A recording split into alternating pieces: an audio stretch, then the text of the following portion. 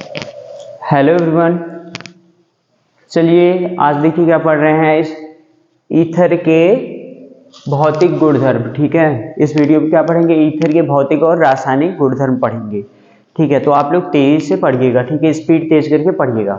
तो देखिए यहाँ पे ईथर के निम्नलिखित भौतिक गुणधर्म होते हैं, समझ रहे हैं ना। तो इसमें क्या देखते हैं, इसका रंग देखते हैं, कलर देखते हैं कैसा दिखता है। ठीक है, और इसका क्वथनांक कितना होता है, ये जल में विलेय होता है कि नहीं है, इसका घनत्व कितना होता है, ये सब भौतिक गुणधर्म में देखा जाता है। ठीक है, तो इसके देखिए पहले लिख लीजिएगा, इसका क्या होता है, निम्नलिखित भौतिक गुणधर्म होता है। पहला देखिए लिखिएगा, ईथर श्रेणी, ईथर श्रेणी के निम्न सदस्य कैसे होते हैं, रंगहीन गैस या रंगहीन गैस, या आपके क्या होते हैं, द्रव होते हैं। ठीक है, जो ईथर होते हैं इसके देखिए जो आपके निम्न श्रेणी में जो आते हैं ईथर के, ये क्या कैसे हो सकते हैं, रंगहीन होते हैं, गैस हो सकते हैं, या फिर आपके द्रव अवस्था में होते हैं। ठीक है ना। अब देखिए जो आपकी द्रव अवस्था में होते हैं, ये भी इंपॉर्टेंट है, समझ रहे हैं। जो आपके द्रव अवस्था में ईथर होते हैं, तो कह सकते हैं कि जो द्रव ईथर होते हैं वो जल्दी से वाष्पित हो जाते हैं, समझ रहे हैं। उसमें हाइड्रोजन आबंध नहीं रहता, इसलिए वो जल्दी से वाष्पित हो जाते हैं। देखिए द्रव ईथर, जो द्रव ईथर अत्यधिक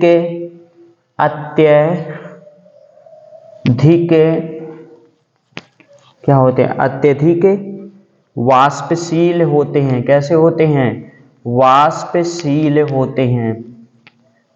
देखिए वाष्पशील होते हैं और देखिए जो अत्यधिक वाष्पशील रहेंगे ईथर, इनकी वाष्प रहेगी अत्यधिक क्या रहेगी, ज्वलनशील रहेगी। अगर देखिए वाष्पशील रहेगी तो इनकी जो वाष्पशील रहती है ये क्या हो जाती है, अधिक ज्वलनशील रहती है।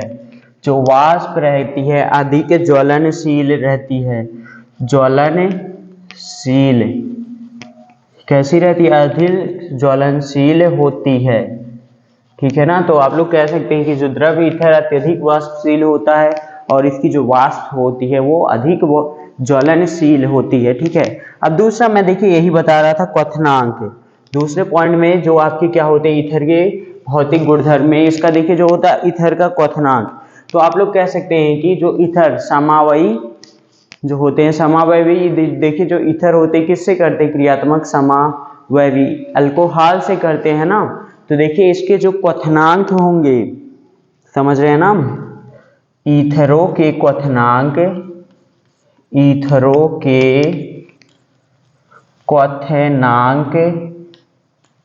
देखिए ईथरों के क्वथनांक, अब मैं समझा दे रहा हूँ। ईथरों के क्वथनांक अल्कोहल से क्या होते हैं, कम होते हैं। क्यों कम होते हैं, क्योंकि आपके ईथर में हाइड्रोजन आबंध उपस्थित नहीं होता और अल्कोहल में होता है। ठीक है, मान लीजिए देखिए आपका ईथर यहाँ पे अल्कोहल है, CH3 CH2 CH2 आपका, ये भी क्या है आपका CH2OH। इसका क्वथनांक क्या होगा, इसके क्वथनांक से आपका अधिक होगा, CH3 CH2O, इस साइड CH2, यहाँ पे CH3। ठीक है ना।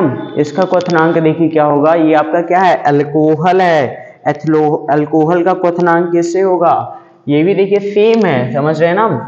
सेम क्या रीजन है, ये आपका अल्कोहल है, अल्कोहल का क्वथनांक है। ये क्या, अल्कोहल का क्वथनांक क्या रहेगा, ईथर के क्वथनांक से ज्यादा रहेगा। क्यों, क्योंकि आपके जो अल्कोहल में होता है क्या होता है, हाइड्रोजन आबंध उपस्थित होता है। तो अल्कोहल में क्या रहता है, हाइड्रोजन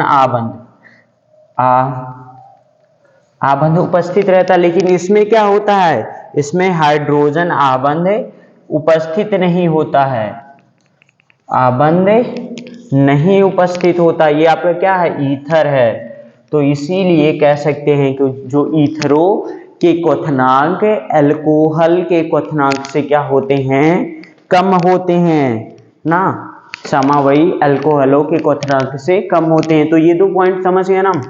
अब चलिए देखिए तीसरा पॉइंट, देखिए जल में ये विलेय होता है कि नहीं। अगर देखिए हाइड्रोजन आबंध नहीं बनाएगा तो ये जो जल में भी विलेय नहीं होगा। ठीक है, दूसरा मिटा दे रहे हैं। ठीक है,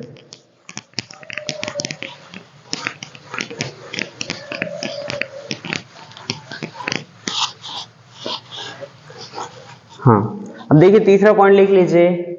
देखिए जो ईथर होते हैं अगर हाइड्रोजन आबंध नहीं बनाते हैं तो इसलिए ये ईथर जल में क्या होते हैं, ईथर जल में अल्प विलेय होते हैं। ठीक है ना, अल्प विलेय होते हैं, ईथर जल में अल्प विलेय होते हैं। क्यों? क्योंकि जो ईथर होते हैं ये क्या होते हैं, ये आपका जल के साथ हाइड्रोजन आबंध नहीं बना पाते। ठीक है ना, कुछ ही बनाते हैं, तो इसलिए ये क्या होते हैं, अल्प विलेय होते हैं। ठीक है ना। और देखिए यहाँ पे कह सकते हैं कि ये कार्बनिक विलाय, ये क्या होते हैं, ईथर कार्बनिक विलाय को लिख लीजिए। ये कार्बनिक विलाय को कार्बनिक विलायकों में विलेय होते हैं। में विलेय का मतलब पूर्ण रूप से क्या होते हैं, पूर्ण विलेय होते हैं। ठीक है ना। जो जल में क्या होते हैं, अल्प विलेय होते हैं, कारण यह है हाइड्रोजन आबंध नहीं बना पाते। अब कार्बनिक देखिए विलायक क्या होते हैं, जैसे आपका हो गया बेंजीन हो गया, क्लोरोफॉर्म हो गया आदि, समझ रहे हैं ना, क्लोरोफॉर्म आदि में क्या होते हैं, ये विलेय हो जाते हैं। ठीक है, अब देखिए चौथा पॉइंट इसका देखते हैं, ईथर का आपका जो भौतिक गुण है। जो ईथर होते हैं, समझ रहे हैं ना, ये जल में क्या होते हैं, हल्के होते हैं। समझ रहे हैं, ये देखिए कह सकते हैं कि ये जल से हल्के होते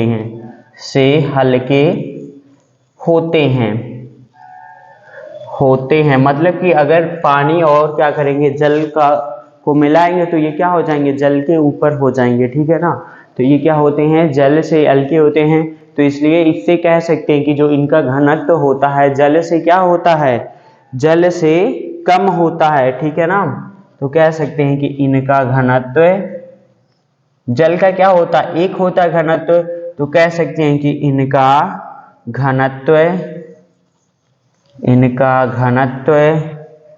एक से कम होता है, ठीक है ना, इनका घनत्व क्या होता है, एक से कम होता है। ठीक है ना। अब देखिए जैसे जैसे क्या होते हैं, अणुभार बढ़ता है, जो ईथर है जैसे जैसे एल्किल समूह क्या होगा, बढ़ेगा, वैसे वैसे इसकी जो क्या रहे, इसका घनत्व भी क्या होगा, बढ़ेगा। समझ रहे हैं, जैसे बड़ा एल्किल समूह आ गया तो उसका क्या हो जाएगा, घनत्व बढ़ेगा। तो क्या कह सकते हैं कि आप अणुभार बढ़ने के साथ साथ इनका घनत्व भी बढ़ता है। तो ये सब क्या थे, आपके ईथर के भौतिक गुणधर्म। ठीक है, अब चलिए देखिए क्या हेडिंग डाल लीजिए, ईथर के रासायनिक गुणधर्म। ठीक है, इसको मिटा रहे हैं।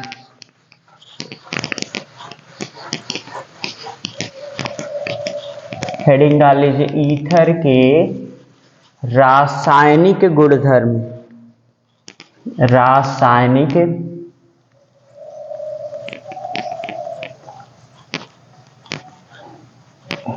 ईथर के रासायनिक गुणधर्म। ठीक है, अब देखिए क्या पढ़ेंगे, ईथर के रासायनिक गुणधर्म। अब देखिए ईथर क्या होता है, कम ध्रुवीय होने के कारण यह क्या होता है, कम क्रियाशील होता है। ठीक है ना, अगर कम क्रियाशील होगा तो ये सक्रिय धातुओं से क्रिया नहीं करेगा। ठीक है, तो इसमें देखिए यहाँ पे एक लाइन लिख लीजिएगा, ईथर कम ध्रुवीय होने के कारण, ईथर कम ध्रुवीय होने के कारण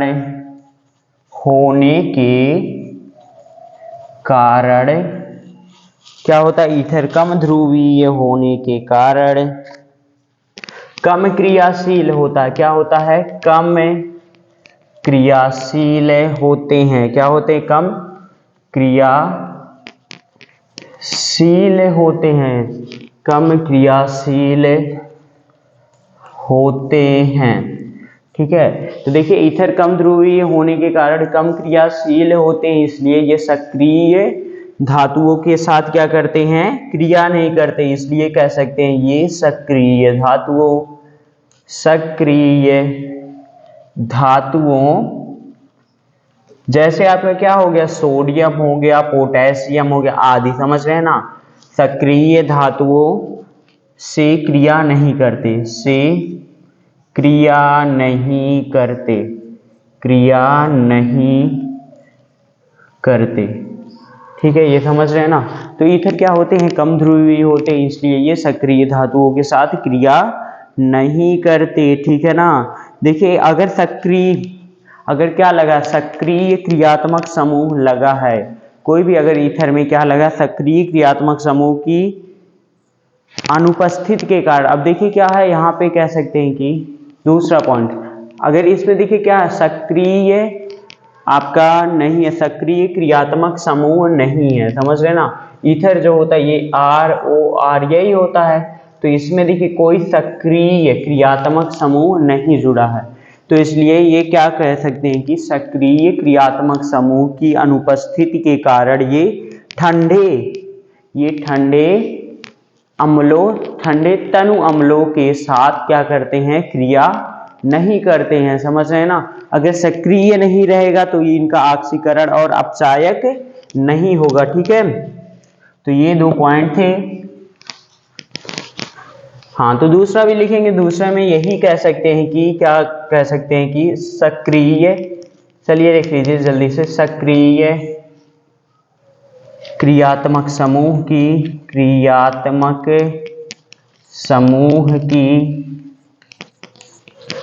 अनुपस्थिति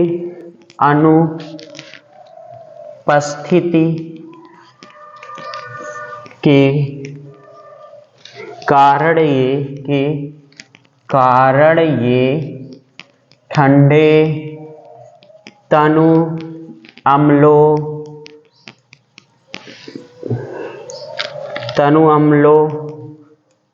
ऑक्सीकारक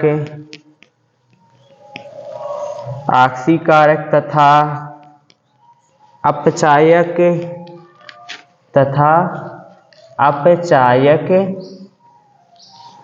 के साथ भी क्रिया नहीं करते।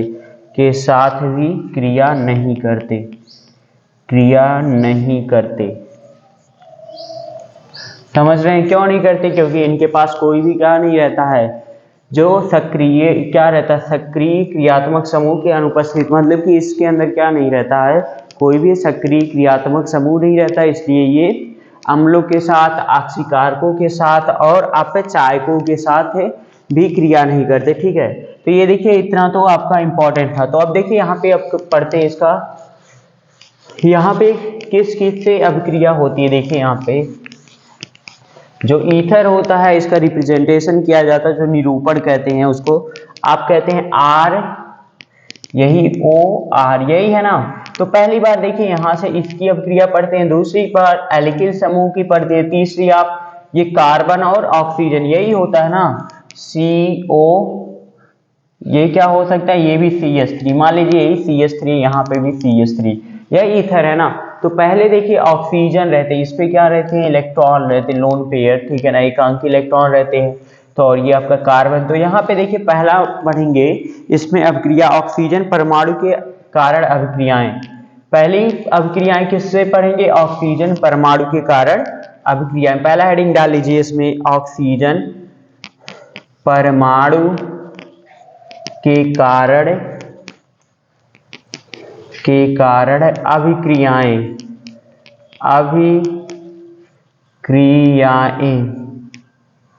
क्या होगा? ऑक्सीजन परमाणु के कारण क्रियाएं। ठीक है ना? अब देखिए पहला क्या पढ़ेंगे? ऑक्सीजन परमाणु के कारण अभिक्रियाएं। देखिए जो ईथर होता है, ऑक्सीजन परमाणु के कारण निम्न अभिक्रियाएं क्या करता है, प्रदर्शित करता है। ठीक है ना, इससे भी क्या करता है, निम्न अभिक्रियाएं ये दर्शाता। ठीक है, इसकी भी निम्न अभिक्रियाएं हैं। तो पहला देखिए, इसे कह सकते हैं कि पहला इसका क्षारीय गुण, हेडिंग पहला नंबर लिख लीजिएगा, क्षारीय गुण, क्षारीय गुण। ठीक है, पहला क्या है आपका क्षारीय गुण। देखिए ऑक्सीजन के पास क्या रहता है, 2 एकाकी इलेक्ट्रॉन रहता है। ठीक है ना, अब इसको देखिए लिख सकते हैं, ये देखिए आपका C2H5 है, ये आपका ऑक्सीजन है, इस साइड भी आपका C2H5 है। तो यहाँ पे ये आपका क्या है, यही देखिए एकाकी इलेक्ट्रॉन है। ठीक है ना, एकाकी इलेक्ट्रॉन को कहते हैं लोन पेयर इलेक्ट्रॉन्स। क्या बताए थे, एकाकी इलेक्ट्रॉन ना, यहाँ पे देखिए क्या होते हैं, यही क्या होते हैं आपके एकाकी इलेक्ट्रॉनों की उपस्थिति के कारण, यही क्या है आपका एकाकी, जिसको क्या कहते हैं, लोन पेयर इलेक्ट्रॉन, एकाकी इलेक्ट्रॉन, इलेक्ट्रॉन युग्म, समझ रहे ना। एकाकी इलेक्ट्रॉन युग्मों के कारण जो आपका ईथर होता है, ये आपका लुईस क्षार की भांति क्या करता है, कार्य करते हैं। ठीक है, किसके कार्य करते हैं, लुईस क्षार की भांति कार्य करते हैं। ठीक है ना, और ठंडे क्या करते हैं, अगर ठंडे आप कर रहे हैं, ठंडा तनु या सांद्र HCl के साथ इसका अभिक्रिया करा रहे हैं, तो क्या बनाता है, डाई एथिल अमोनियम आयन बनाते हैं। क्या करते हैं, ऑक्सोनियम आयन बनाएंगे। ठीक है, तो इसको ऐसे लिख सकते हैं यहाँ पे C2H6O पॉजिटिव, यहाँ पे इसका एक हाइड्रोजन इस साइड जुड़ जाएगा, यहाँ पे आपका C2H5 एंड इस साइड आपका क्या रहेगा, Cl नेगेटिव। तो यही देखिए आपका क्या बनाएगा, डाई एथिल ऑक्सोनियम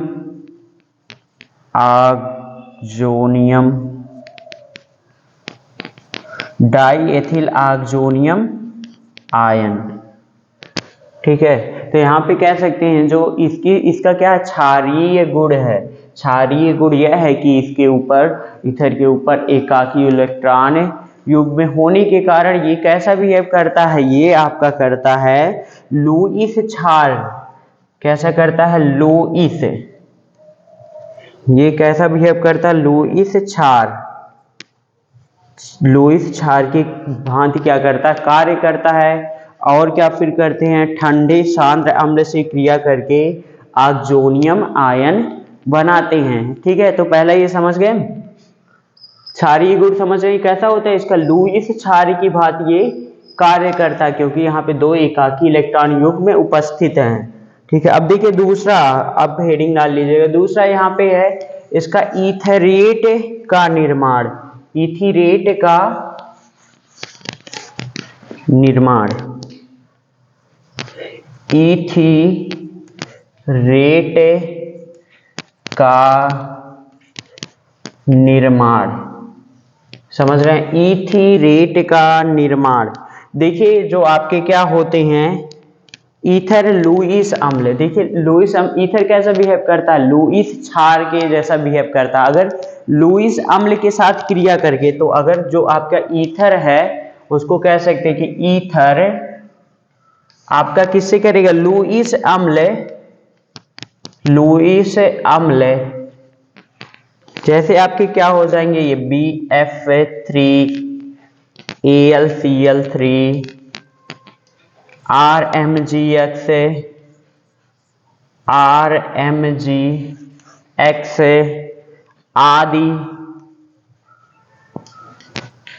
आदि के साथ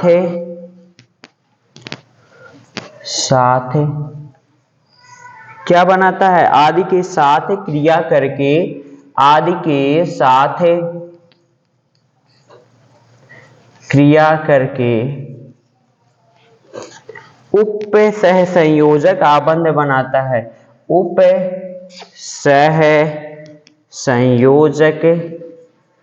सहसंयोजक आबंध बनाता है, आबंध बनाता है। जो आपका देखिए यही ईथर है, ये लुईस अम्ल के साथ क्रिया करके क्या बनाता है, उप सहसंयोजक आबंध बनाता है। जैसे देखिए आपका ये हो गया लुईस, ये आपका आर हो गया, ये भी क्या है आपका आर है।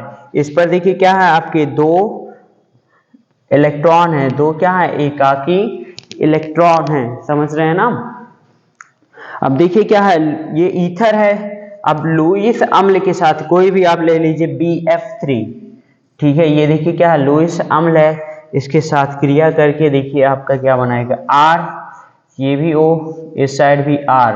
अब देखिए ये क्या करेगा, ये इलेक्ट्रॉन क्या देगा अपना, दे देगा इसको, किसको, बोरान को, BF3 बनाएगा। तो यही आप कह सकते हैं कि जो आप ईथर है उप सहसंयोजक, ये कौन सा बंध है आपका, उप सहसंयोजक आबंध, मतलब ये जो इलेक्ट्रॉन, ये दो अपना इलेक्ट्रॉन आबंध में बना रही है ऑक्सीजन, समझ रहे हैं ना। तो इसके ऊपर क्या बच रहा, दो ही इलेक्ट्रॉन बचेंगे, ठीक है।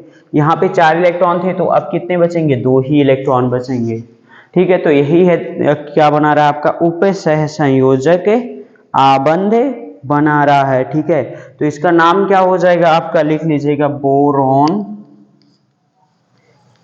बोरोन ट्राई फ्लोराइड, ट्राई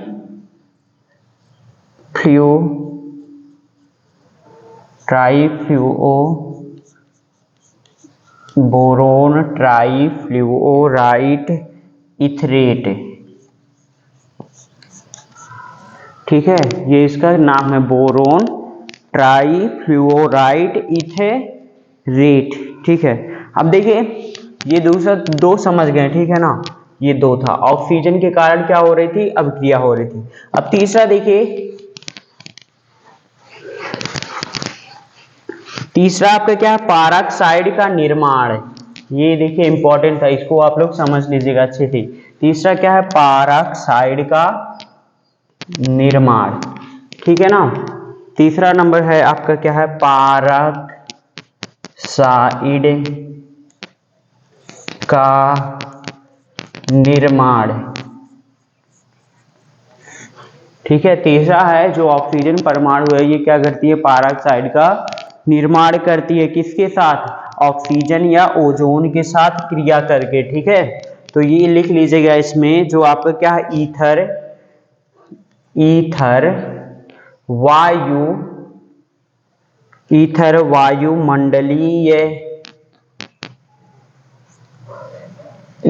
वायुमंडलीय ऑक्सीजन या ओजोन, किसके साथ, ऑक्सीजन या ओजोन के साथ,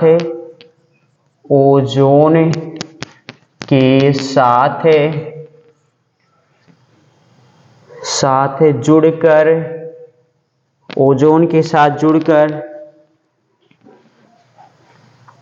क्या करता है, योगात्मक यौगिक बनाते हैं, क्या बनाते हैं, योगात्मक यौगिक बनाते हैं,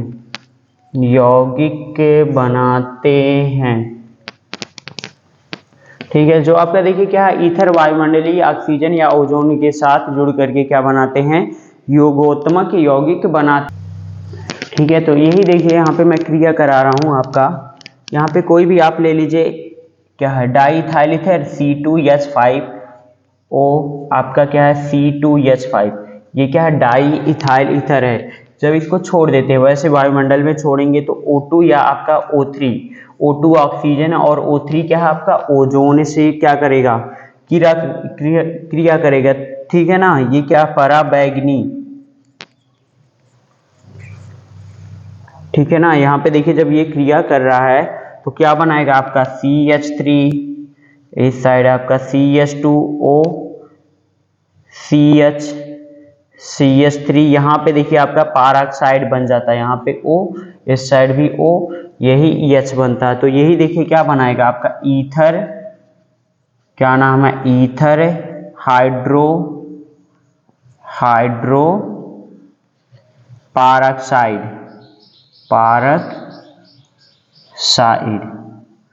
देखिए क्या बनाएगा, ईथर हाइड्रो पारॉक्साइड बनाता है, यही आपका क्या है, पारॉक्साइड आबंध, समझ रहे हैं। ये देखिए क्या है, पैरोक्साइड है। तो देखिए जो आपका ईथर है, ईथर को ऐसे खुले में छोड़ देते हैं, ठीक है ना, खुले में छोड़ देंगे तो ऑक्सीजन से क्रिया करके क्या बना लेगा, ईथर हाइड्रोपेरोक्साइड बना लेगा, ठीक है। तो देखिए जो आपका ईथर हाइड्रोपेरोक्साइड रहता है, ठीक है ना, ये अस्थाई रहता है, मतलब कि अस्थाई नहीं होता, अस्थाई होता है, इसलिए ये क्या होता है, अति विषैला होता है और विस्फोटक भी होता है।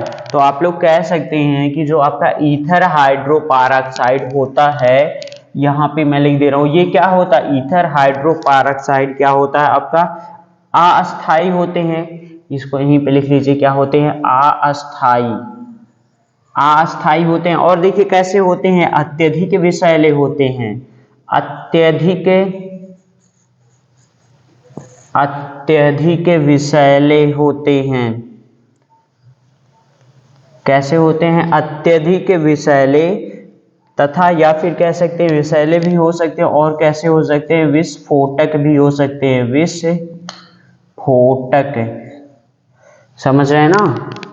तो ये होते हैं जो ईथर हाइड्रोपेरोक्साइड है, ये अस्थाई होती है और ये अत्यधिक विषैले होते हैं और विस्फोटक भी होते हैं। तो इसलिए जो आपका पुराना बना हुआ रहता है ईथर का, अगर लैब वगैरह में कहीं पे कुछ एक्सपेरिमेंट कर रहे हैं तो ईथर का कोई भी अगर बना रहे हैं, विलयन बना रहे हैं सॉल्यूशन, तो उस विलयन को उसी टाइम तक काम करेगा, फिर उसको अगर रखते हैं तो वो क्या बना लेगा, ये ईथर हाइड्रोपेरोक्साइड बना लेगा, ठीक है। तो इसलिए ये विषैला होगा। तो इतना ध्यान रखिएगा, जो ईथर का जब भी यूज करेंगे तो आप क्या करेंगे, एक ही जब टाइम करेंगे उसको क्या करेंगे, क्लोज करके बॉटल रख देंगे, फिर उसका सॉल्यूशन बॉटल में खुला हुआ नहीं छोड़ेंगे, ठीक है ना। तो चलिए ये सब देखिए क्या थे, ऑक्सीजन के कारण अभिक्रियाएं थी।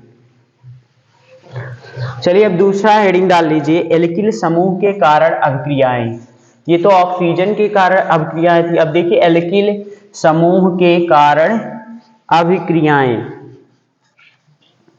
इसमें देखिए क्या है, दूसरा नंबर पे एल्किल समूह के कारण अभिक्रियाएं, एल्किल समूह के कारण, समूह के कारण अभिक्रियाएं, अभिक्रियाएं,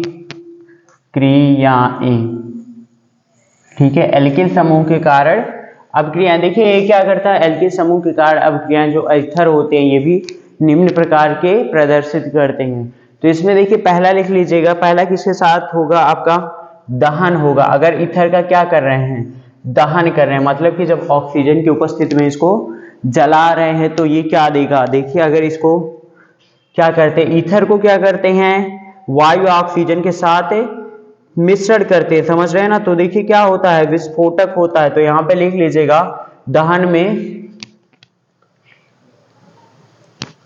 लिखिएगा ईथर का वायु या ऑक्सीजन के साथ मिश्रण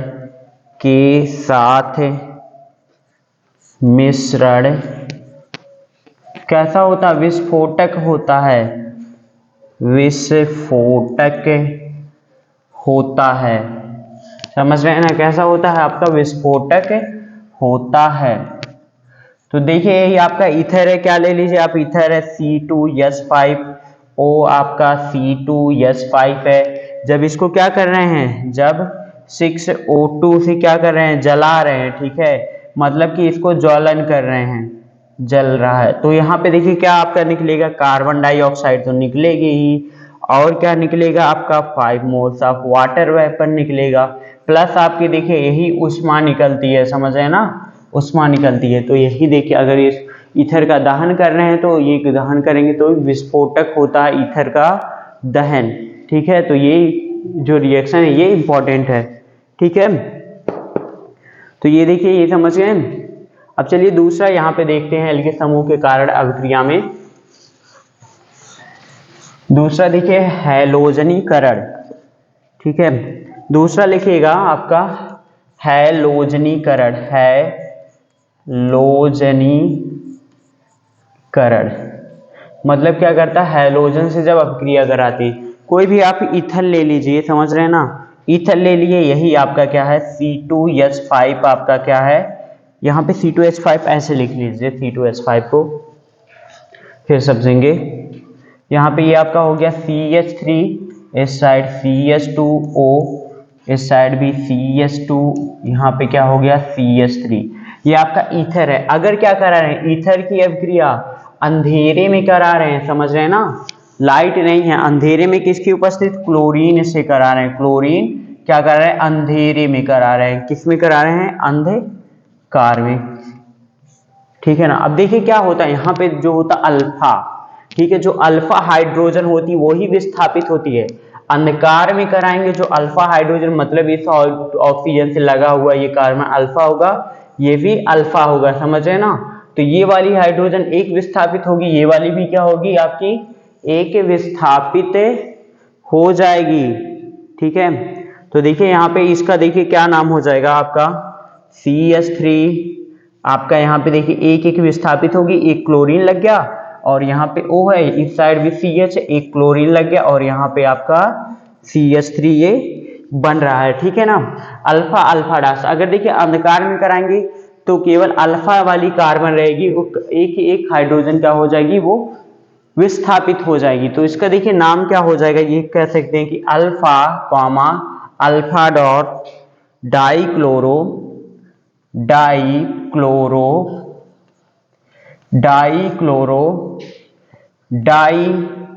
क्या है, डाई ईथर, समझ रहे हैं ना, अल्फा अल्फा डॉट ये डाइक्लोरो डाई एथिल ईथर हो जाएगा। तो इतना ध्यान रखिएगा, अगर अंधकार में क्लोरीनेशन कराते हैं तो अल्फा वाले कार्बन की हाइड्रोजन ही प्रतिस्थापित होगी। अगर आप क्या करा रहे हैं, प्रकाश में करा रहे हैं, समझ रहे हैं ना, उजाला में करा रहे हैं, तो क्या कराएंगे आप, क्लोरीन से करा रहे हैं, किसमें, प्रकाश में, ठीक है ना।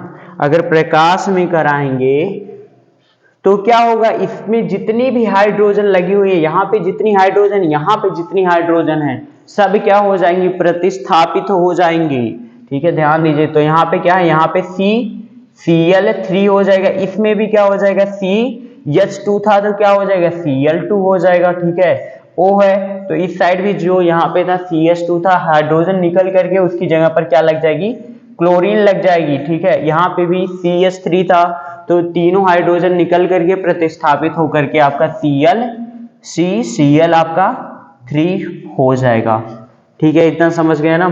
तो अगर प्रकाश की उपस्थिति में क्या करा रहे हैं, ईथर का क्लोरीनेशन हैलोजनीकरण करा रहे हैं, तो प्रकाश की उपस्थिति में सभी जितनी भी हाइड्रोजन रहेंगी ईथर पे सब क्या हो जाएंगी, वो प्रतिस्थापित हो जाएंगी। तो देखिए यहाँ पे इसका क्या नाम हो जाएगा आपका, इसका नाम हो जाएगा परक्लोरो डाई एथिल ईथर,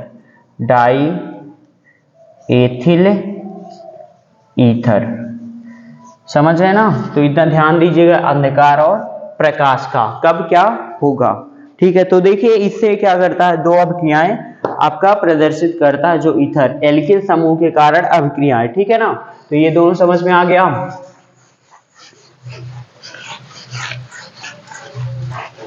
चलिए ठीक है, अब देखते हैं लास्ट है, एक और है, इसमें अभिक्रिया है आपका CO आबंध के कारण अभिक्रिया, मतलब कार्बन आबंध के कारण आपकी अभिक्रिया कौन कौन सी होती है। देखिए जो कार्बन आबंध के कारण जो ईथर होते हैं, ये भी क्या करते हैं, निम्न प्रकार की अभिक्रियाएं क्या करते हैं, प्रदर्शित करते हैं, ठीक है ना। तो इसमें देखिए निम्न के प्रकार की, पहला देखिए आपका क्या है, ठीक है ना। इसमें देखिए क्या होता है, निम्न प्रकार की अभिक्रियाएं प्रदर्शित करते हैं। पहला देखिए आप क्या करेंगे, तनु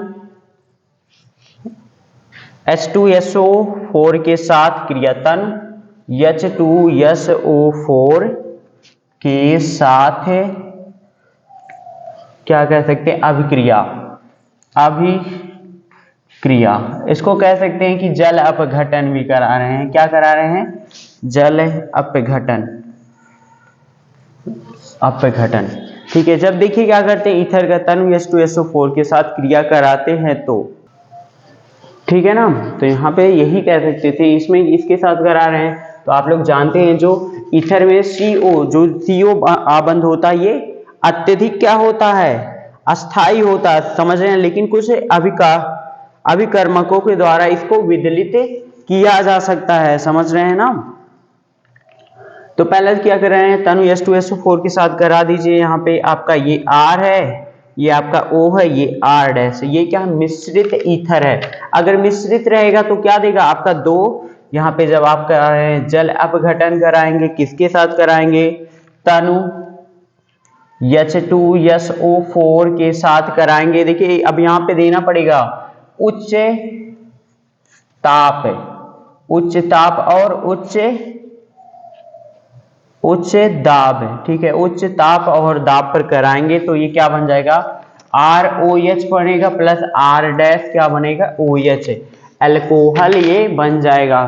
तो आप इसको कह सकते हैं कि उच्च दाब तथा उच्च ताप पर ईथर की क्रिया तनु H2SO4 से कराने पर आपका क्या बनता है, अल्कोहल बनते हैं। ठीक है ना। तो इसको हिंदी में कैसे लिखेंगे, ऐसे लिख लेंगे, उच्च दाब तथा उच्च ताप पर ईथर को तनु H2SO4 के साथ गर्म करने पर ये अल्कोहल देते हैं, समझ रहे हैं ना। या फिर इसका कह सकते हैं कि इसका अपघटन कराने पर क्या देते हैं, आप इसका अल्कोहल ये देंगे। ठीक है। अब दूसरा देखिए क्या है आपका, क्या करेंगे, गर्म या सांद्र H2SO4 के साथ अभिक्रिया, गर्म करेंगे, गर्म सांद्र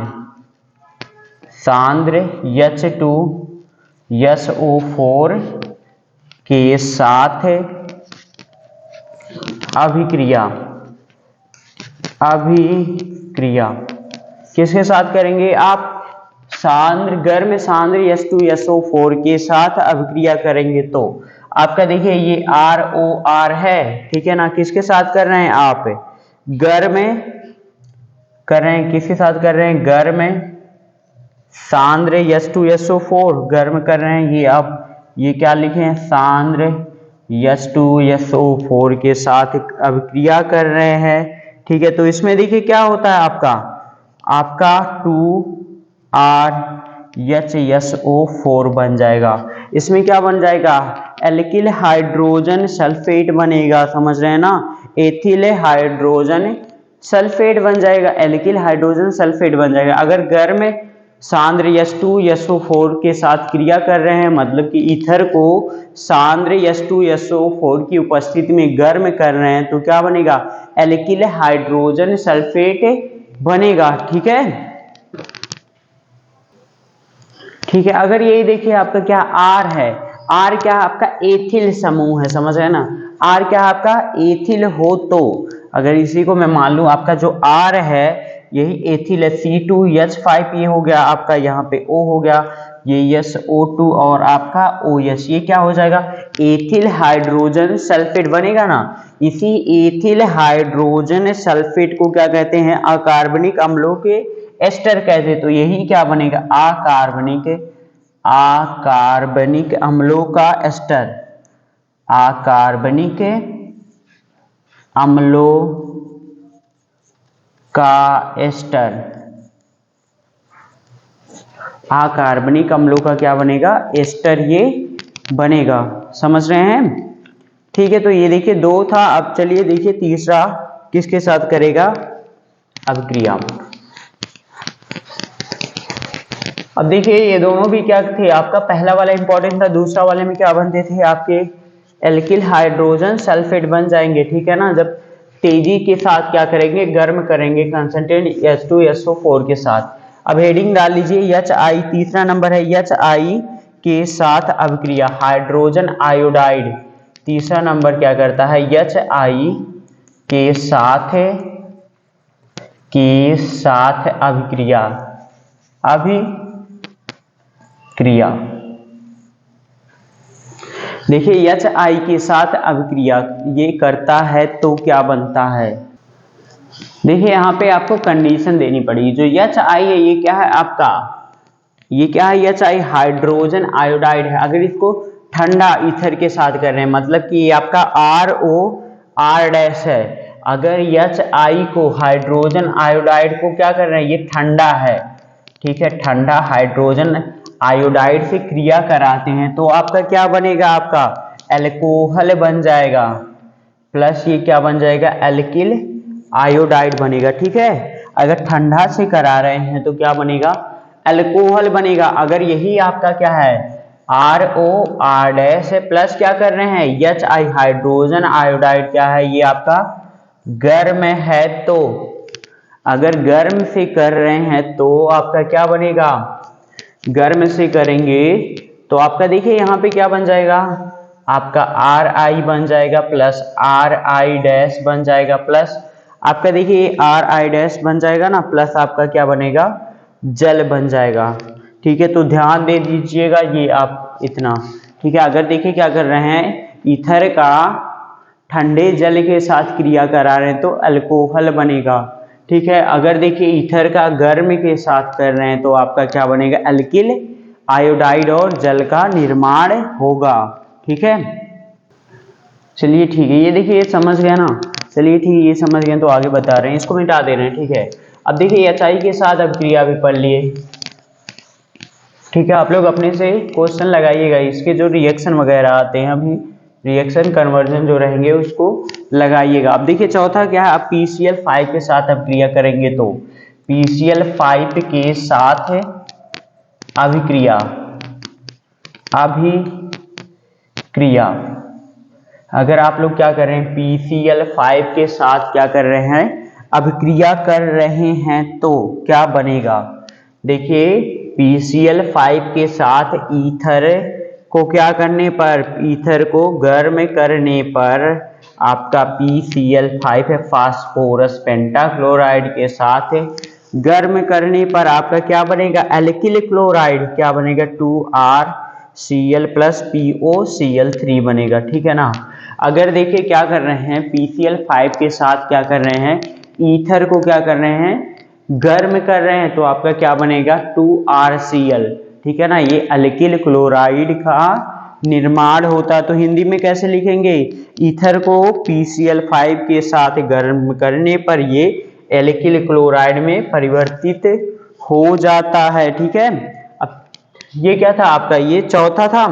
पांचवा हेडिंग डाल लीजिए, पांचवा देखिए किसके साथ अब क्रिया करेगा, एसिटिल क्लोराइड या एसिटिक एनहाइड्राइड के साथ क्रिया, किसके साथ, एसिटिल क्लोराइड, देखिएगा एसिटिल, चलिए ये हेडिंग डाल लीजिए आप लोग, एसिटिल क्लोराइड या एसिटिल एसिटिल क्लोराइड, हाँ लिखिए acetyl chloride, chloride, acetyl chloride या एसिटिक एनहाइड्राइड या acetic anhydride, acetic anhydride, anhydride, acetic anhydride के साथ क्रिया, के साथ क्रिया, ठीक है। देखिए क्या है, एसिटिल क्लोराइड या एसिटिक एनहाइड्राइड के साथ क्रिया। अगर देखिए क्या होता है, जो आपका ईथर होता है एसिटिल क्लोराइड या आपका एसिटिक एनहाइड्राइड के साथ क्रिया करता है तो आपका क्या बनाता है, एल्किल हैलाइड बनाएगा। लेकिन यहाँ पे आपको क्या लेना पड़ेगा, उत्प्रेरक लेना पड़ेगा, समझ रहे हैं ना। तो कह सकते हैं ईथर की क्रिया लुईस अम्ल, लुईस अम्ल जैसे आपके क्या थे, आपके ZnCl2 था, AlCl3 की उपस्थिति में कराने पर क्या बनते हैं, आपके एस्टर बनते हैं, ठीक है। क्या बनेंगे, एस्टर बनेंगे, ठीक है। तो और देखिए उसके साथ क्या बनता है, उसके साथ एल्किल क्लोराइड भी बनता है, वो भी क्या रहता है, सह उत्पाद, लेकिन मेन क्या रहेगा आपका, एस्टर रहेगा। तो इसमें देखिए लिख सकते हैं कि ईथर की क्रिया, लिखिएगा ईथर की क्रिया, ईथर की क्रिया किसके साथ कराएंगे, लुईस अम्ल, लुईस अम्ल अम्ल जैसे आपका क्या हो गया ZnCl2 या आपका AlCl3 की उपस्थिति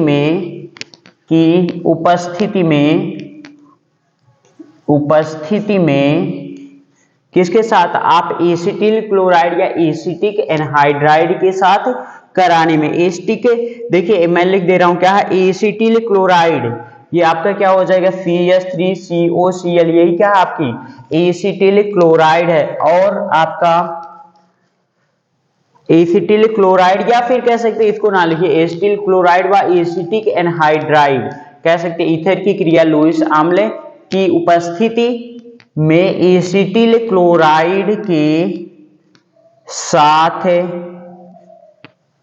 कराने पर एस्टर का निर्माण होता है। किसका? एस्टर का निर्माण होता है। एस्टर का क्या होता है? निर्माण होता है। समझ रहे हैं ना? अब इसमें देखिए क्या होता है, जो आपकी एल्किल क्लोराइड रहती है, एल्किल क्लोराइड सह उत्पाद बनती है। समझ रहे हैं ना? एल्किल क्लोराइड का क्या बनेगा? इसमें सह उत्पाद बनेगा। एल्किल क्लोराइड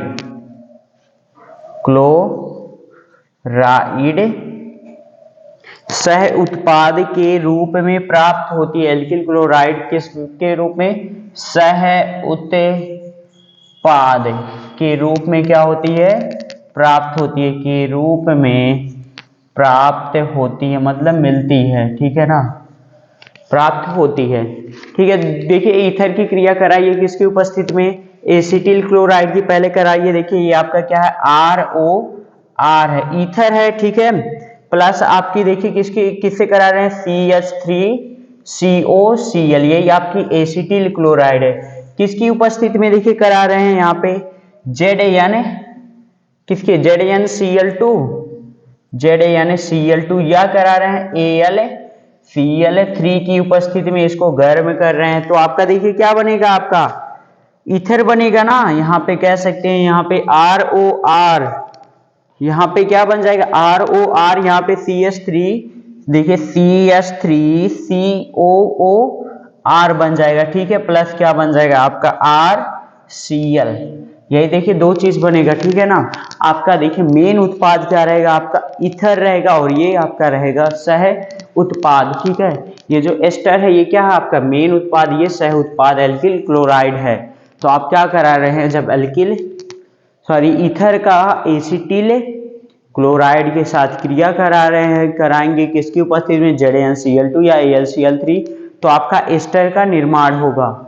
ठीक है, और एनहाइड्राइड के साथ कराएंगे तो भी आपका बनेगा एनहाइड्राइड, मतलब ये R हो गया, ये O हो गया, ये क्या हो गया? आपका R है। ठीक है, प्लस देखिए एनहाइड्राइड यही हो जाएगी आपकी एस्टिक एनहाइड्राइड CH3CO, यही क्या होगा? आपका ट्वाइस O। ये देखिए क्या है? आपकी एसिटिक एनहाइड्राइड है। क्या है ये? एसिटिक एनहाइड्राइड के साथ अगर आप करा रहे हैं क्रिया किसके उपस्थिति में? ये ZnCl2 की उपस्थिति में इसको गर्म कर रहे हैं तो भी आपका क्या बनेगा? एस्टर 2 मोल ये CH3COO आपका R बनेगा। ये एस्टर का निर्माण हो रहा है। ठीक है, तो ये दोनों समझ गए ना? चलिए ठीक है, ये नीचे वाली देखिए एसिटिक एनहाइड्राइड है, ये आपकी एसिटिक एनहाइड्राइड है, और ये आपकी क्या है? एसिटिल क्लोराइड है। ठीक है, चलिए ठीक है, ये देखिए मिटा दे रहे हैं। अब आगे 5वां हेडिंग डाल लीजिए, निर्जलीकरण। CO आबंध के कारण अभिक्रिया में एक और दो और बची है, निर्जलीकरण।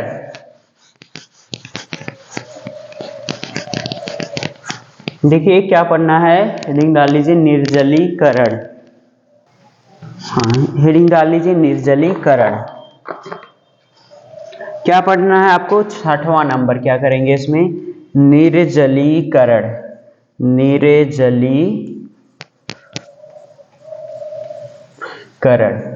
ठीक है, निर्जलीकरण में देखिए क्या होता है? जब आपके ईथर से जल क्या होता है? निकल जाता है, इसी को क्या कहते हैं? निर्जलीकरण। तो यहाँ पे क्या करेंगे? ईथर को क्या है? ये मान लीजिए आपका ईथर है CH3CH2O CH2, यहाँ पे आपका CH3, ये आपका क्या है, ईथर है। इसको किसके साथ कर रहे हैं आप, एल्युमिना, क्या है, एल्युमिना, Al2O3 है, इसका नाम क्या है, एल्यूमिना, क्या नाम है, एल्यूमिना, ठीक है ना। जब क्या है, ईथर है, ईथर की वाष्पों को 360 डिग्री सेल्सियस पर एल्यूमिना के ऊपर प्रवाहित करने पर तो आपका क्या बनता है, एल्कीन बनेगा, ये निर्जलीकरण हो जाएगा। तो ये क्या बने, 2 मोल ऑफ CH2 डबल आबंध यहाँ पे CH2 प्लस इसी के साथ क्या आपका ये जल निकल जाएगा, ठीक है। तो ये भी देखिए क्या है, निर्जलीकरण। अगर क्या करना है आपको, ईथर है, समझ रहे हैं ना, ईथर दिया गया है, इसका क्या करना है, निर्जलीकरण करना है। तो क्या कराएंगे, एल्युमिना से क्या कराएंगे, एल्युमिना की उपस्थिति में 360 डिग्री से क्रिया कराएंगे तो आपका ये बन जाएगा। तो इसको देखिए लिखेंगे कैसे, इसको लिखना है आपको, ईथर की वाष्पों को, समझ, जब ईथर को गर्म करेंगे वाष्प हो जाएगा। तो देखिए क्या करेंगे, ईथर की वाष्पों को 360 डिग्री पर, 360 डिग्री पर एल्यूमिना के ऊपर प्रवाहित करने पर एल्कीन का निर्माण होता है, समझ रहे हैं, ऐसे लिखेंगे। अब देखिए लास्ट एक और बचा है आपका, कार्बन मोनोऑक्साइड के साथ क्रिया, 7वां नंबर है कार्बन मोनो, ये क्या है, CO, कार्बन मोनोऑक्साइड के साथ क्रिया। अगर देखिए आपका कार्बन मोनोऑक्साइड के साथ क्या कर रहा है, ईथर है, ये मान लीजिए R है, ये O है, ये भी R है, किसके साथ कर रहा है, कार्बन मोनोऑक्साइड के साथ क्रिया कर रहा है। तो आप कह सकते हैं ईथर देखिए लुईस अम्ल क्या हो जाएगी आपकी BF3, ठीक है, ये लुईस अम्ल है, इसको थोड़ा सा मात्रा में लेना, लुईस अम्ल HGO, ये दोनों देखिए क्या है, थोड़े से अमाउंट में लेंगे, थोड़ा सा लेंगे, ठीक है ना। देखिए कह सकते हैं ईथर को लुईस अम्ल की क्या करते हैं, ये थोड़ा सा मतलब अल्प मात्रा की उपस्थिति में कार्बन मोनोऑक्साइड के साथ गर्म करने पर 125 से 180 डिग्री सेल्सियस पर, मतलब गर्म करने पर तो आपका क्या बनता है, RCOOR एस्टर बनता है, समझ रहे ना, एल्किल एथोनोएट, क्या नाम है इसका, एल्किल एथोनोएट एस्टर का निर्माण होता है। अगर देखिए कार्बन मोनोऑक्साइड कैसे कहेंगे, जो आपका ईथर है, ईथर की कह सकते हैं कि ईथर लुईस अम्ल जैसे BF3, कह सकते हैं ईथर BF3 की उपस्थिति में कार्बन मोनोऑक्साइड के साथ गर्म करने पर आपका एस्टर का निर्माण करता है, इसका नाम क्या हो जाएगा, एल्किल एथोनोएट, क्या होगा, सॉरी एल्किल एल्केनोएट, यहाँ पे ये भी एल्किल है, ये क्या एल्केनोएट हो जाएगा, या फिर इसको सिंपली कहते हैं एस्टर बनेगा, समझ रहे हैं ना, एस्टर का निर्माण होगा। तो देखिए ये सब जितना भी बने, ये सब क्या था, CO समूह के कारण अभिक्रियाएं थी, ठीक है। अब देखिए इसके बाद जो आपका ईथर होता है, इसका उपयोग कहां कहां पर होता है, ठीक है, ये भी इसमें पढ़ लीजिए। देखिए अब हेडिंग डाल लीजिए, ईथर का उपयोग,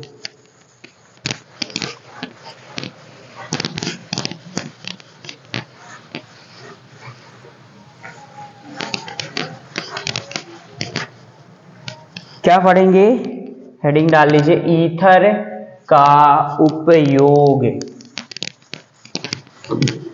ईथर का उपयोग। देखिए ईथर का उपयोग कहां कहां पर होता है, देखिए ईथर का उपयोग हम बहुत जगह करते हैं, ठीक है ना। ईथर का उपयोग क्या होता है, बहुत जगह होता है। तो पहला लिखिएगा, तो इसका कह सकते हैं ईथर का, देखिए कुछ महत्वपूर्ण उपयोग मैं बता रहा हूं। देखिए क्या होता है, सामान्य क्या होता है, पहला देखिए सामान्य लिख लीजिएगा, सामान्य किसके लिए होता है? निश्चेतक। निश्चेतक मतलब बेहोशी, जब क्या होते हैं ऑपरेशन वगैरह नहीं होते हैं तो उसमें भी ईथर के यौगिक का यूज होता है, समझ रहे हैं ना। सामान्य निश्चेतक के रूप में, समझ रहे हैं। सामान्य निश्चेतक, निश्चेतक का मतलब होता है एनेस्थेसिया। एनेस्थेसिया वही जो होती है बेहोशी होती है, एनेस्थेटिक, समझ रहे ना, सामान्य एनेस्थेटिक के रूप में। देखिए जो आपके ईथर होते हैं ये क्लोरोफॉर्म से, समझ, क्लोरोफॉर्म भी दिया जाता था ना पहले बेहोशी के रूप में, तो उसकी अपेक्षा में क्या होते हैं ये अच्छे होते हैं, क्लोरोफॉर्म से अच्छे होते। क्यों? क्योंकि क्लोरोफॉर्म क्या करता था, फॉस्जीन, अगर क्या आता प्रकाश की उपस्थिति में आता था फॉस्जीन गैस बना लेता था जो जहर थी, ठीक है ना, फॉस्जीन का निर्माण करता। लेकिन ये क्लोरोफॉर्म से अच्छा है, समझ रहे हैं ना। सामान्य निश्चेतक के रूप में इसका यूज किया जाता है। दूसरा देखिए लिख लीजिएगा, दूसरा प्रशीतक के रूप में, मतलब कि जो रेफ्रिजरेंट होती है, जो फ्रीज वगैरह में जो डाले जाते हैं, समझ रहे हैं। देखिए क्या, प्रशीतक के रूप में, प्रशीतक के रूप में, किसके रूप में? प्रशीतक के रूप में ये यूज होता है, ठीक है ना। जो क्या, जो फ्रीज वगैरह में नहीं डाले जाते हैं उसका फ्यूल होता है, तो वही रेफ्रिजरेंट, जिसको क्या कहते हैं, रेफ्रिजरेंट के रूप में आपके ईथर भी आते हैं। जैसे आप कह सकते हैं कि आपका जो ईथर तथा शुष्क बर्फ है, ईथर तथा आपका शुष्क बर्फ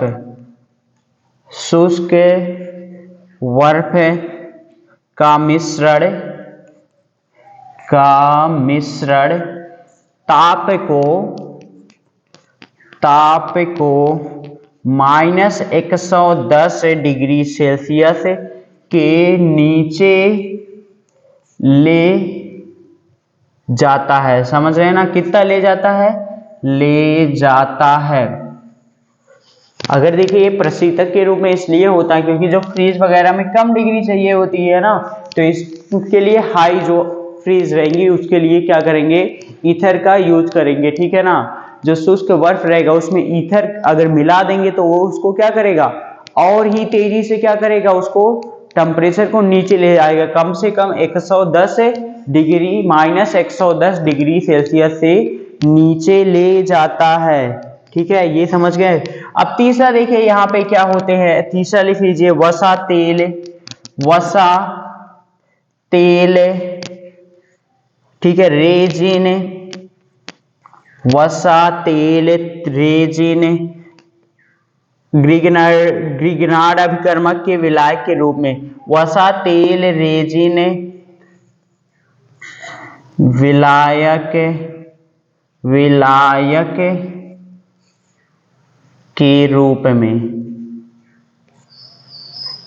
देखिए क्या होता है, वसा तेल रेजिन के विलायक के रूप में क्या होते हैं, आपके ईथर का यूज होता है, उपयोग होता है, ठीक है। चौथा देखिए क्या है, आपका कृत्रिम सुगंध बनाने में, मतलब कि इससे क्या कर सकते हैं आप, जो सुगंधित परफ्यूम वगैरह नहीं होते हैं इससे भी बना सकते हैं, समझ रहे हैं ना। कृत्रिम सुगंध बनाने में, कृत्रिम सुगंध बनाने में, ठीक है, कृत्रिम सुगंध बनाने में ईथर का उपयोग कर सकते हैं। पांचवा देखिए, लास्ट लिख लीजिएगा। अब देखिए क्या होते हैं, नेटेलाइट में क्या होता है, जैसे क्या होता है, एल्कोहल तथा मिश्रण, किसके, एल्कोहल, ये इंपॉर्टेंट है, एल्कोहल तथा किसके मिश्रण को, एल्कोहल तथा ईथर के मिश्रण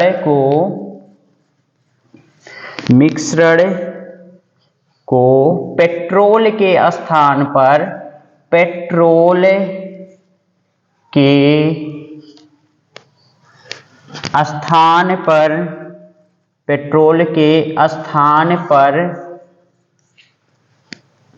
काम में लाया जाता है, समझ रहे हैं ना, लाया जाता है। देखिए पेट्रोल के स्थान पर क्या कर सकते हैं, अल्कोहल और ईथर के मिक्सचर का क्या कर सकते हैं, यूज कर सकते हैं, जिसका व्यापारिक नाम है, ये पूछ सकता है क्वेश्चन में भी, जिसका व्यापारिक नाम है आपका, जिसका व्यापारिक नाम, ये देखिए इंपॉर्टेंट है, जिसका व्यापारिक नाम नेटेलाइट है। क्या है, नेटेलाइट है, समझ रहे हैं ना। तो नेटेलाइट क्या होता है, नेटेलाइट आपका क्या होता है, पेट्रोल सॉरी आपका अल्कोहल और ईथर का मिक्सचर होता है, समझे, जो पेट्रोल की जगह पर इसका यूज कर सकते हैं। ठीक है, तो ये सब देखिए क्या थे, ईथर का उपयोग था। ठीक है, आगे बस आपको देखिए लेसन यहीं तक खत्म हो गया, लेकिन आगे अभी कुछ दिया गया उसको बताएंगे। यहाँ पे देखिए दिया गया है अल्कोहल तथा ईथर में अंतर। तो अल्कोहल और ईथर में क्या अंतर होते हैं, समझ रहे हैं ना। अल्कोहल और ईथर में देखिए अंतर पढ़ना है। भौतिक गुण में देखिए पहला क्या पढ़ेंगे, भौतिक गुण।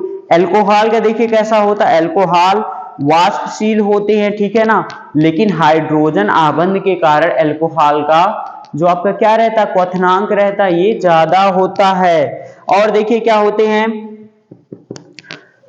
हाँ दूसरा यहाँ पे देखिए यही पढ़ना था आपको, चलिए बस 2 मिनट पढ़ लीजिए इसको भी, अल्कोहल और ईथर में क्या क्या अंतर हैं।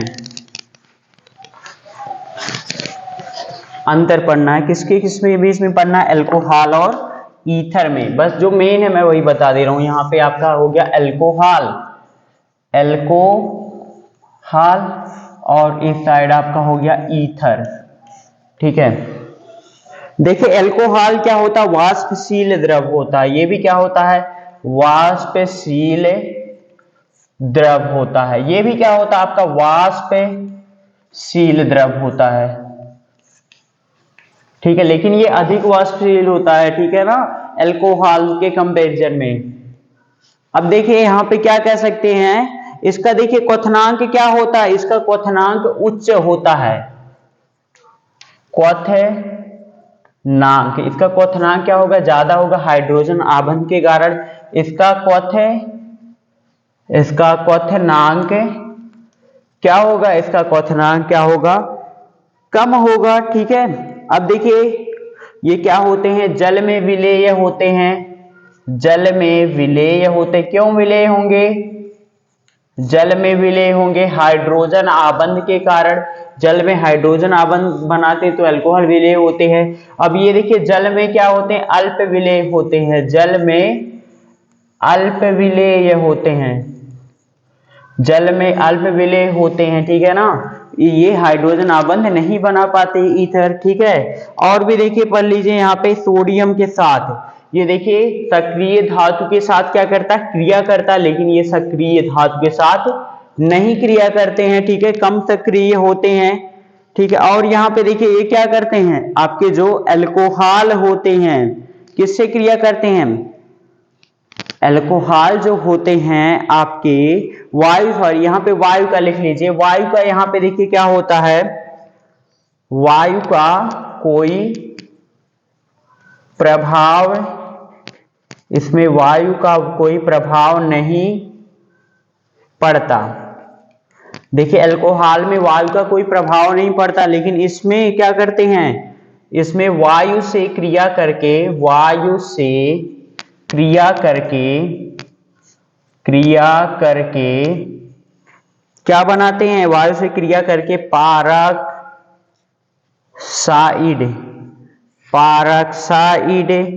बनाते हैं, ठीक है ना, बनाते हैं। तो और सारे भी हैं यहाँ पे, इसमें अंतर ये दोनों का, अल्कोहल और ईथर का अंतर पढ़ लीजिएगा, ये भी इंपॉर्टेंट है। ठीक है, तो चलिए देखिए इस वीडियो में इतना ही, और देखिए यहाँ पे लेसन ये फिनिश हो गया, बस यहाँ पे डाईएथिल ईथर और यहाँ पे ये 2 बताने थे यही साल। ठीक है, तो इतना देखिए इंपॉर्टेंट था, इतना पढ़ लीजिएगा। ओके, थैंक यू, आगे नेक्स्ट वीडियो में पढ़ाएंगे। ओके।